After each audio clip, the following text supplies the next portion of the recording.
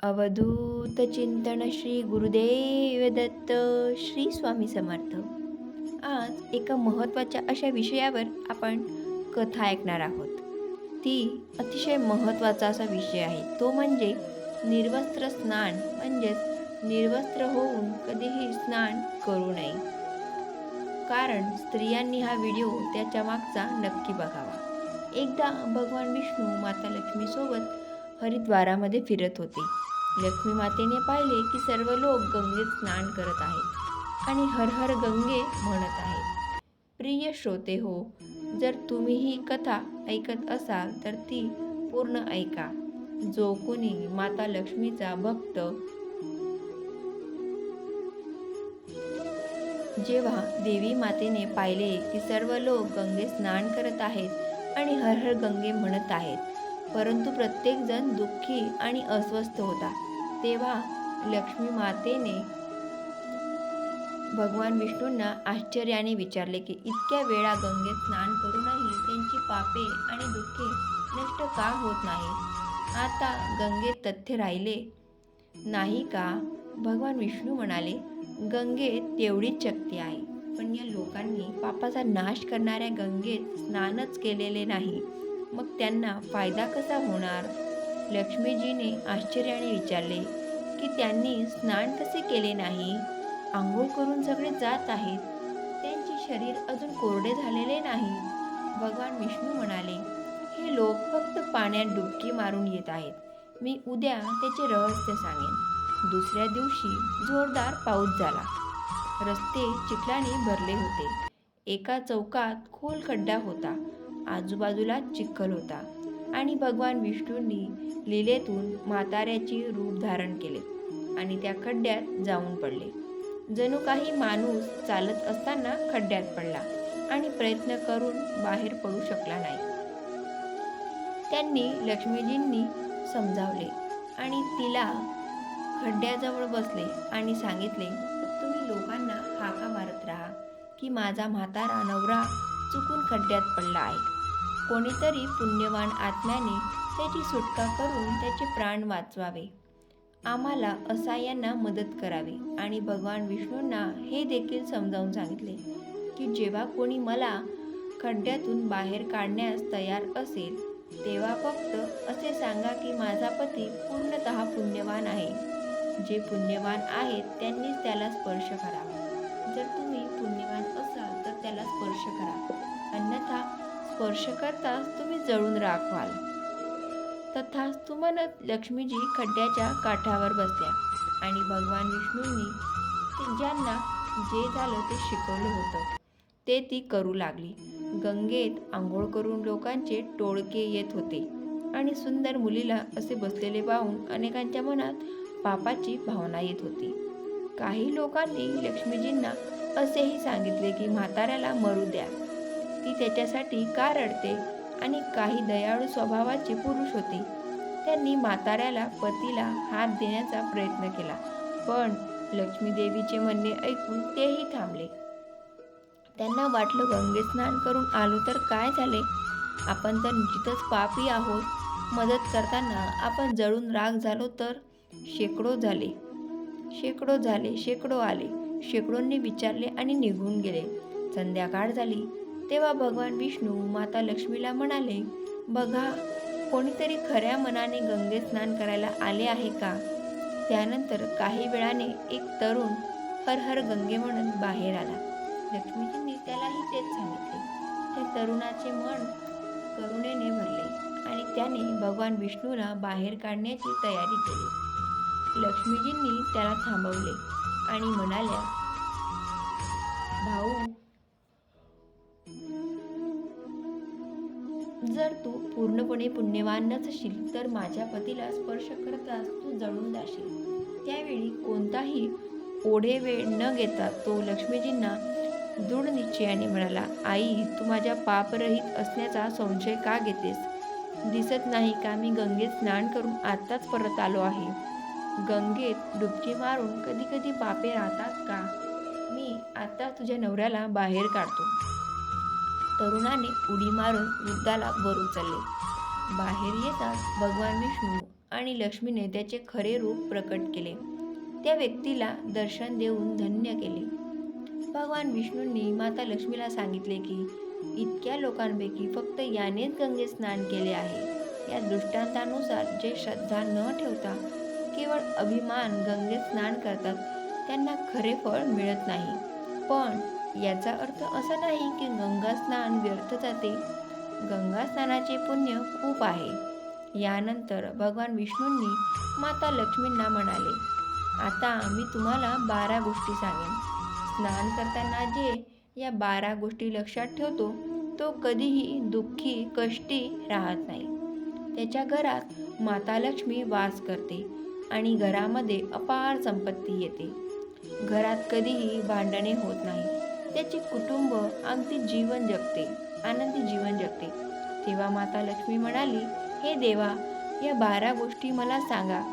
त्यानंतर भगवान विष्णू त्या गोष्टी सांगू लागतात आणि देवी लक्ष्मी खूप लक्षपूर्वक ऐकू लागते. तुम्ही सर्वांनी या 12 गोष्टी अतिशय काळजीपूर्वक ऐका. त्यानंतर भगवान विष्णू म्हणतात, प्रिये, तुला या 12 गोष्टी सांगितल्यानंतर मी तुला आणखी एक गोष्ट सांगेन की स्त्रियांकडे काढून स्नान करतात हे योग्य नाही. योग्य आहे की नाही ही बाब त्यांच्यासाठी खूप महत्त्वाची आहे. तर हे लक्ष्मी एक काळजीपूर्वक ऐक. मग विष्णूजी सांगू लागतात. भगवान विष्णू म्हणतात की स्नान केल्याने शरीर निरोगी आणि मन प्रसन्न राहते. आंघोळीमुळे चेहऱ्यांची चमक आणि शारीरिक आकर्षणही वाढते. या दैनंदिन कर्मकांडात काही गोष्टी लक्षात ठेवल्या तर आध्यात्मिकपेक्षा जास्त फायदा मिळू शकतो. आंघोळ करताना या गोष्टी लक्षात ठेवाव्या. 1. स्नान केल्यावर शुद्धी झाल्यावर आपण पूजा वगैरे सर्व कार्य करण्यास सक्षम होतो, म्हणून सकाळी स्नान करावे. 2. स्नान केल्याने हे गुण प्राप्त होतात: सौंदर्य, शुद्धता, आरोग्य, निरागसता आणि बुद्धिमत्ता. 3. ज्यांना संपत्ती आणि आरोग्य हवे त्यांनी प्रत्येक ऋतूमध्ये दररोज स्नान करावे. 4. सकाळी स्नान केल्याने पाप नष्ट होऊन पुण्य मिळते असे शास्त्रात सांगितले आहे. असे म्हणतात की सकाळी आंघोळ करण्याभोवती नकारात्मक शक्ती भिरकत असते. त्यामुळे सकाळी आंघोळ करण्याचा सल्ला दिला जातो. 5. आजारपणात आंघोळ डोक्यापासून खाली करून करावी. ओल्या कपड्याने अंग पुसणे म्हणजे एक प्रकारची आंघोळच असते असे म्हणतात.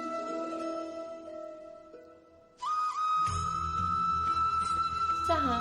सकाळी सूर्य येण्यापूर्वी आंघोळ करणे चांगले मानले जाते. 7. अंगावर तेल आणि मलमल लावून नदीत आंघोळ करण्यास मनाई आहे. त्याऐवजी नदीतून बाहेर पडून तीरावर शरीर स्वच्छ करणे, नंतर नदीत डुबकी मारण्याचा सल्ला दिला जातो.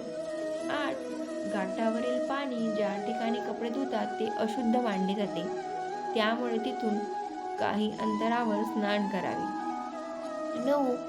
नदीत 11 किंवा 21 डुबकी घेणे चांगले आहे असे म्हणतात. 10. पवित्र नद्यांमध्ये कपडे धुण्यास मनाई असते. नदीत कोणत्याही प्रकारची घाण चुकूनही टाकू नये. 11.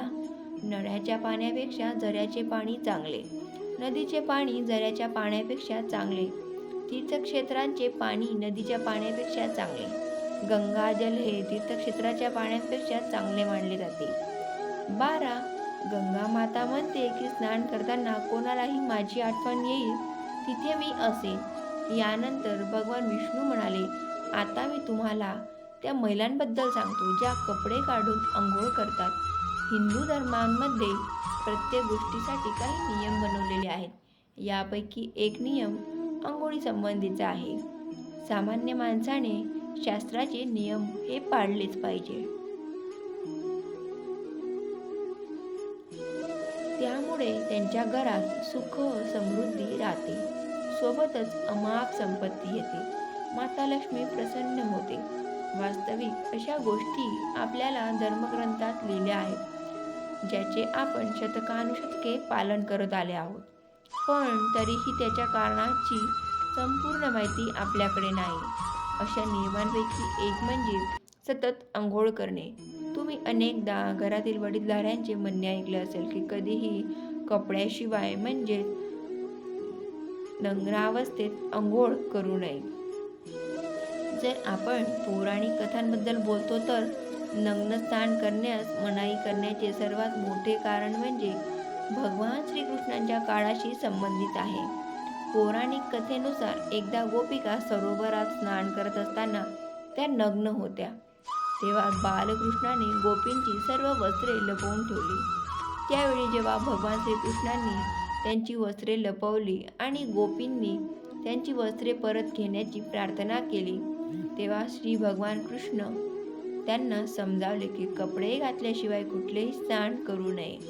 हे पाण्याची देवता वरुण देवतेचा अपमान असतो, म्हणून तुम्हाला नग्न स्नान न करण्याचा सल्ला दिला जातो. आंघोळ करताना तुम्हाला वाटत असेल की बंद खोलीत तुम्हाला कोणी पाहत नाही, तर ते चुकीचे आहे. कारण देव तुम्हाला सर्वत्र पाहतो आणि जर तुम्ही नग्न आंघोळ करत असाल तर हे मुख्यतः जलदेवता वरुण देवतांचा अपमान करण्यासारखे आहे. नग्न आंघोळ केल्याने तुम्ही पाप करू शकतात आणि आर्थिक आणि शारीरिक नुकसान देखील करू शकतात. तुम्ही नग्न आंघोळ केल्यास नकारात्मक ऊर्जा तुमच्या शरीरात प्रवेश करते आणि तुमची मानसिकताही नकारात्मक होऊन जाते. म्हणून आंघोळ करताना किमान एक कपडा घालण्याचा सल्ला नेहमी दिला जातो. त्यामुळे कपड्यांच्या शिवाय आंघोळ कधीही करू नका, तरच ते तुमच्यासाठी चांगले होईल. नग्न आंघोळ केल्याने शरीरातून सकारात्मक ऊर्जा बाहेर पडते आणि त्याचा तुमच्या मनावर तसेच शरीरावर परिणाम होतो. गरुड पुराणानुसार जेव्हा तुम्ही स्नान करता तेव्हा तुमचे मृतपूर्वज तुमच्या आसपास असतात आणि असे स्नान केल्याने पितरांची तृप्ती होत नाही आणि यामुळे घरात पितृदोष येऊ शकतो. नग्न आंघोळ केल्याने पूर्वजांना राग येतो, ज्यामुळे व्यक्तीचे सामर्थ्य, संपत्ती, आनंद नष्ट होतो. त्यामुळे कधीही नग्न होऊन स्नान करू नये. पुराणानुसार आंघोळीचे पाणी पितरांना जाते आणि नग्न आंघोळ करणे म्हणजे वडिलांसमोर कपड्यांशिवाय स्नान करणे असे मानले जाते. शास्त्रात अशी श्रद्धा आहे की जर कोणी नग्न अवस्थेत स्नान केले तर देवी लक्ष्मी त्यांच्यावर नाराज होऊ शकते. यामुळे तुमच्या कुंडलीत आर्थिक नुकसान होण्याची शक्यता असते. तुमची आर्थिक स्थिती बिघडू शकते. या कारणांमुळे तुम्हाला नग्न स्नान न करण्याचा सल्ला देण्यात येतो आणि शास्त्रामध्ये देखील याला खूप महत्त्व दिले गेलेले आहे. त्यामुळे आपण सर्वांनी नग्न स्नान कधीही करू नये. व्हिडिओ आवडला असेल तर आणि चॅनलला असेच कनेक्ट राहा आणि कधीही नग्न स्नान करू नका. श्री स्वामी समर्थ. जय जय स्वामी समर्थ.